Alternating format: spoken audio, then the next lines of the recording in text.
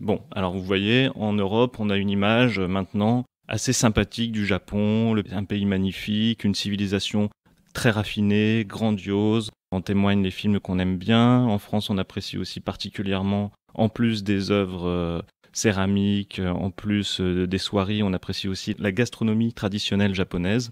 Bref, vous voyez très bien comment le drapeau du Japon est plutôt sexy et plutôt tendance aujourd'hui en Occident.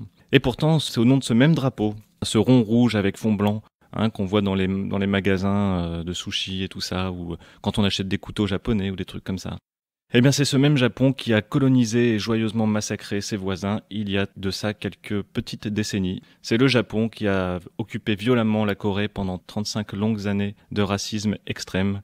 Le Japon qui a mis en esclavage sexuel des milliers de Coréennes et qui n'a rien trouvé de mieux au sortir de la guerre que de maintenir le même empereur au pouvoir, le même drapeau. C'est pour ça que je parle du même Japon. Souvent on me dit oui mais tu peux pas comparer, ça n'a rien à voir. Oui, moi, je peux pas comparer, mais n'empêche que c'est le même empereur qui est resté en place. Et c'est au nom du même drapeau qu'aujourd'hui l'actuel Premier ministre du Japon, Shinzo Abe, auquel le peuple a renouvelé sa confiance, qui est un nationaliste nucléariste, qui fait partie de cette extrême droite très à la mode, que ce soit en Inde ou aussi, on sait, au Brésil, aux États-Unis, mais aussi aux Philippines, par exemple. Bref, Shinzo Abe, donc l'actuel chef du Japon, qui rend des hommages aux militaires tombés pendant la Seconde Guerre mondiale, alors que ce sont des gens qui n'étaient pas très très fréquentables. Donc il y a bien une continuité. C'est au nom de cette continuité que le Japon a choisi que je rappelle ces éléments historiques. Donc de la barbarie commise par le Japon au nom du même drapeau, le Japon qui continue à vouer la fidélité au même empereur. Alors évidemment, c'est pas tous les Japonais.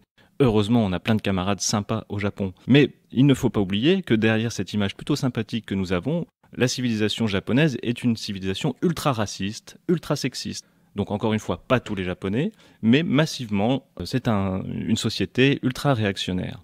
En témoigne cet événement. Une jeune femme, une jeune journaliste, Shiori Ito, a été violée en 2015 par un haut responsable d'une chaîne de télévision privée nippone, qui n'est autre qu'un proche du Premier ministre d'extrême droite, donc Shinzo Abe.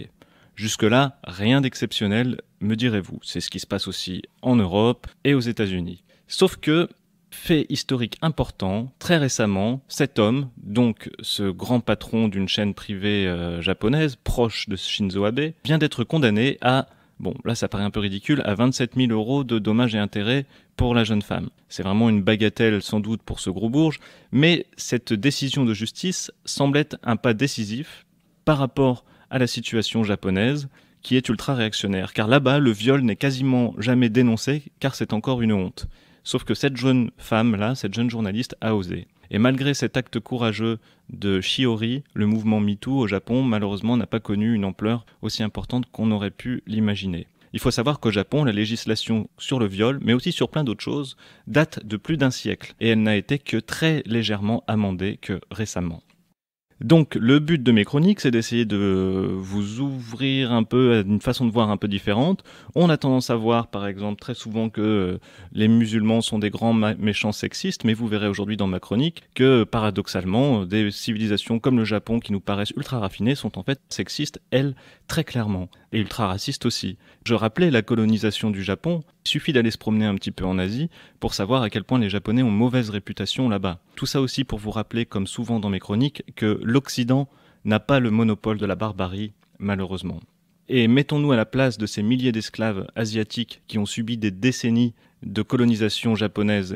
Ils ont quand même dû bien rigoler lorsque l'Amérique dite de la liberté a balancé 2 bombes atomiques sur la gueule de ces Japonais. C'est ça aussi faire de l'histoire. Il faut bien imaginer ce que ça a pu être pour ces peuples qui vivaient sous le joug japonais. L'attaque par les États-Unis, que je serais bien loin de défendre évidemment, il faut bien imaginer comment elle a pu être perçue. Comme un gros camouflet, comme une façon d'écraser l'impérialisme et la toute-puissance japonaise.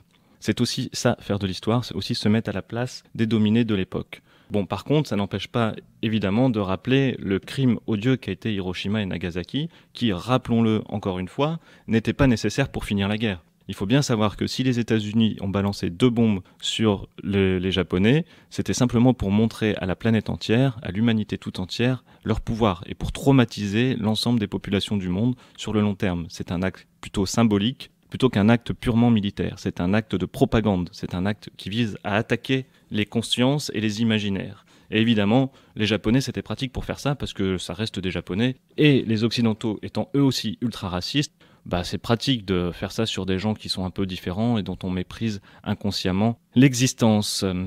Bref, Japon toujours, je vous en parlais aujourd'hui, parce que 8 ans après la catastrophe de Fukushima, vous vous rappelez, le tsunami et le tremblement de terre à côté d'une centrale nucléaire qui avait révélé que cette centrale n'était pas du tout préparée pour supporter ces risques-là, eh bien le Japon a décidé, par l'intermédiaire de son chef donc nucléariste Shinzo Abe, à qui la population a renouvelé sa confiance via les élections, a décidé donc le Japon de balancer dans l'air et dans l'atmosphère les déchets radioactifs de la centrale. Pourquoi, me direz-vous ? Eh bien parce que le Japon considère que ça coûte trop cher de les stocker proprement. Et oui, ça coûte beaucoup moins cher de tout balancer dans l'océan. Idem, l'évacuation durable des populations coûtait trop cher selon les autorités. Donc on a décidé qu'elle pouvait revenir sur les zones contaminées. Excusez-moi. Voilà, pour des raisons d'économie, on permet aux populations de revenir dans des zones contaminées et surtout, on va balancer tous les produits radioactifs dans l'air et dans les océans. Pour un pays qui s'est pris 2 bombes atomiques sur la tronche et qui a pu voir de près les conséquences de la radioactivité, c'est quand même un peu ballot. Faudra pas s'étonner si dans quelques décennies, on a des bébés qui naissent avec 12 bras ou des trucs comme ça, parce qu'ils auront bu de l'eau dans laquelle il y avait des trucs radioactifs. Et oui, parce que le monde est connecté. Ce que les Japonais vont balancer dans l'eau, ça va arriver jusqu'à chez nous en quelques temps. Et évidemment, il n'y a pas de frontières pour le nucléaire et les produits radioactifs.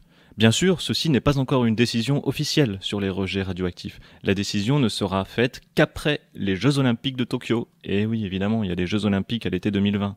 Par exemple, ça serait super bien si les athlètes qui sont si courageux parce qu'ils courent si vite, ils nous prouvaient leur courage en boycottant des Jeux Olympiques. Ça serait cool.